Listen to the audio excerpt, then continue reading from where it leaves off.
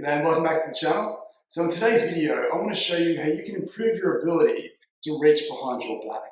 And what I want to go through in this video is I want to go through 4 or 5 different exercises that you can put into place that will address different parts of an inability to do this to make it much easier for you to do. Now, it's not necessarily probably the most interesting movement to master.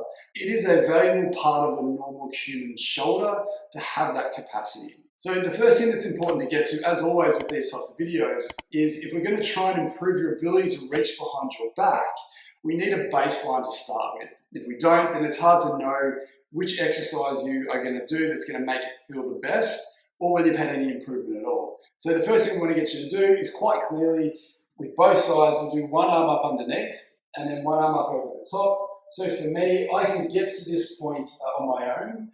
But if I pull my hand up, I'm very fortunate that I can grab my hands. So what's important for you to do here is to understand how this feels, but also how far you feel you can go. And then obviously we want to compare it to both sides. So for me, I can get up here. This one probably feels a fraction looser for me, but it's important that wherever I start, I need to feel like I'm better again at the end of this video.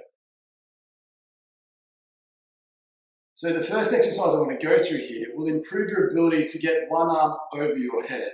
So the interesting thing about this movement is it requires different shoulder motions to get up and over as it does to getting underneath and up. So the first thing we're going to focus on is the up and over shoulder and getting you into a position where you feel comfortable going further before you bend your elbow.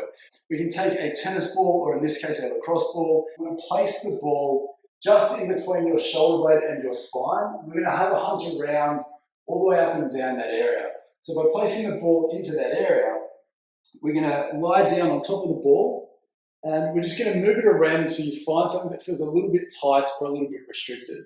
Now, for the purposes of this, we don't want to roll around as the exercise. We just want to find a spot that feels a little bit stiff, a little bit tight, and then we want to use movement to very, very gently shear that tissue free.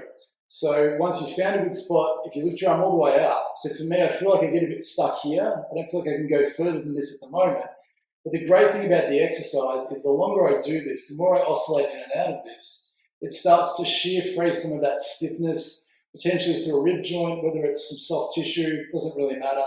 It all has to go. And then very soon, I can get down to the ground.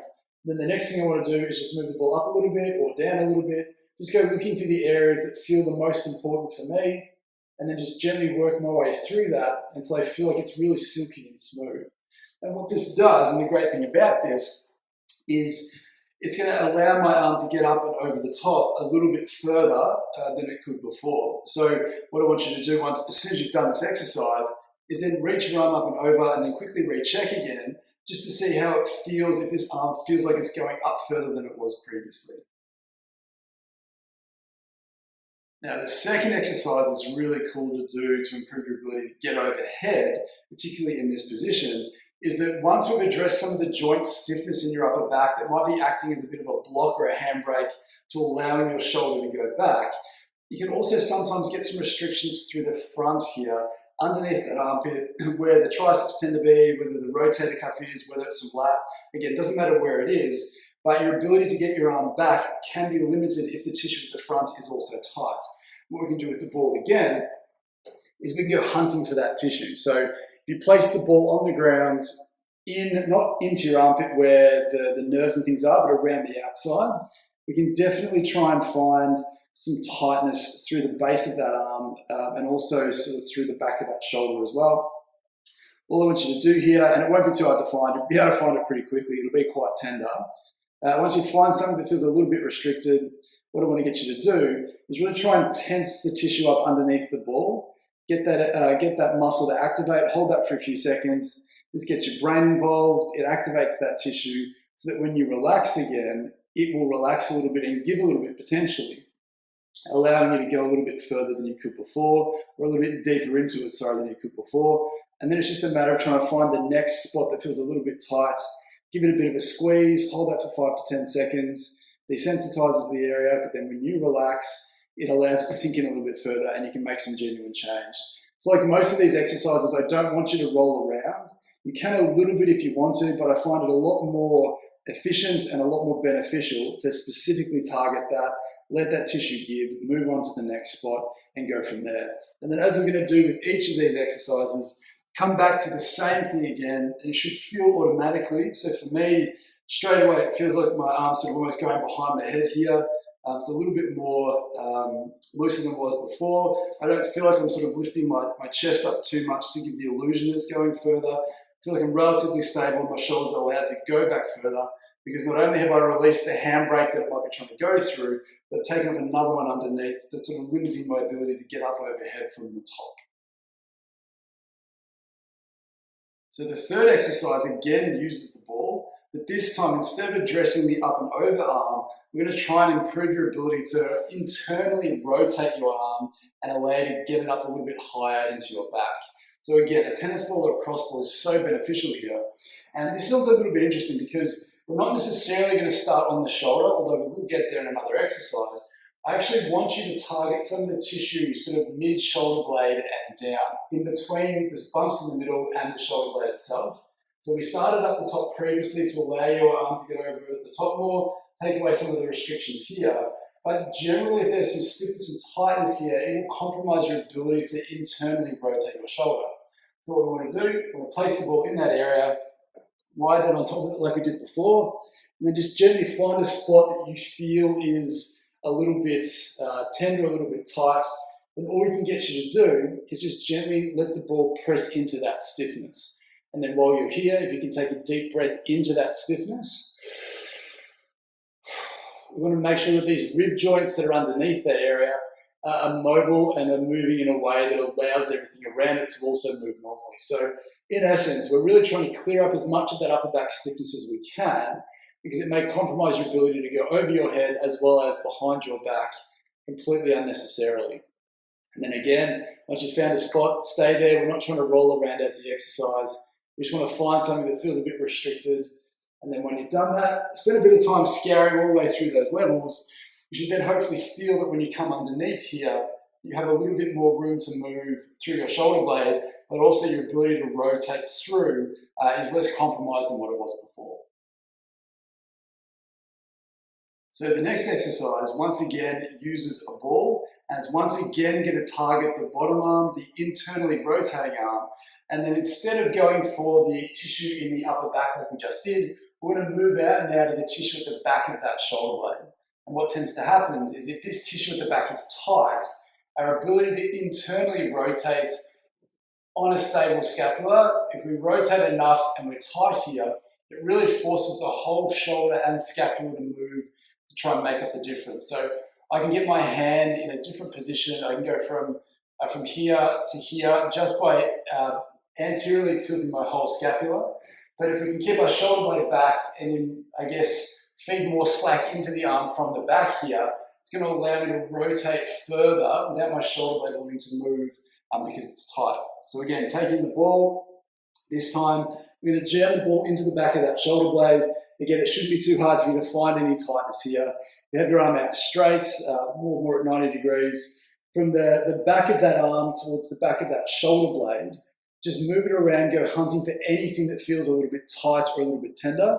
Then what I want to get you to do here is we want to try and use movement to shear that tissue free. So much like we did going overhead, we dig a ball into some tight spots, keep your shoulder down, just very gently internally rotate that arm without feeling like that shoulder wants to lift up like it did when we were moving it.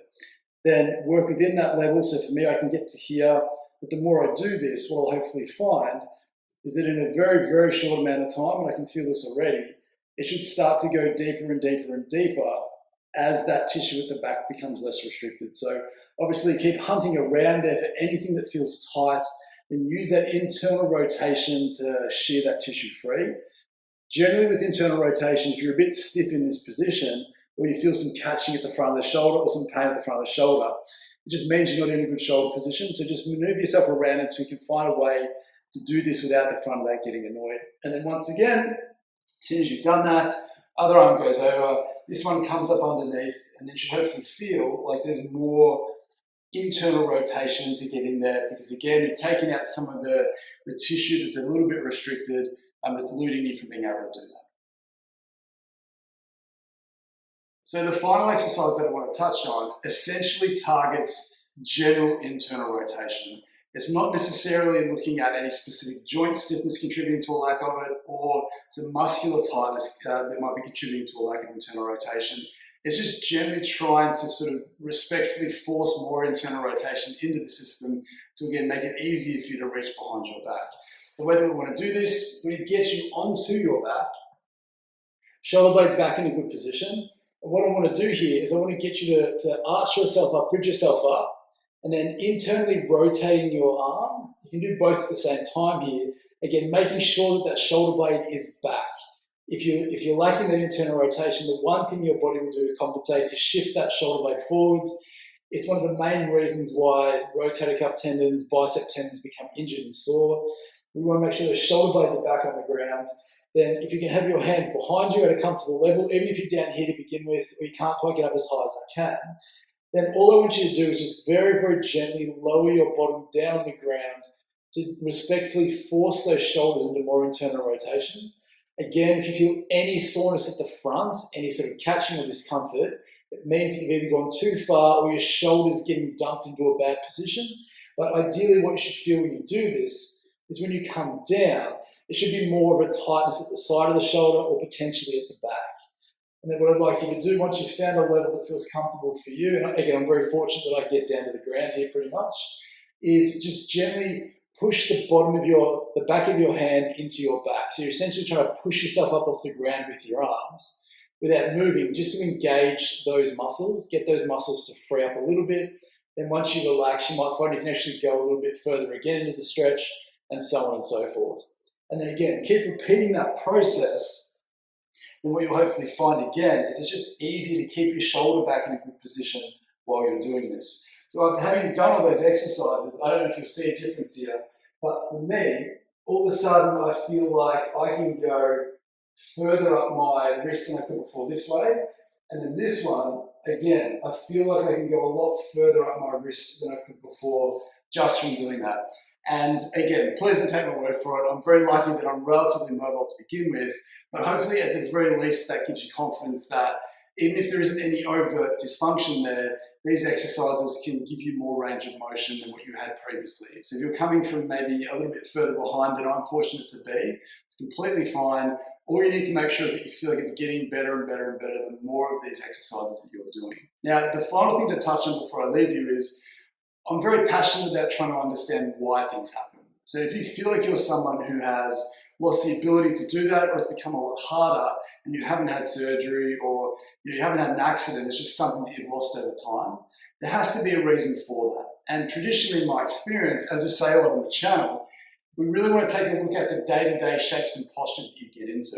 And hopefully, as you experience with these exercises, you'll notice that the areas that we release the most to improve your ability to reach over and under to clasp your hands together actually resides in your upper back and the back of that shoulder blade.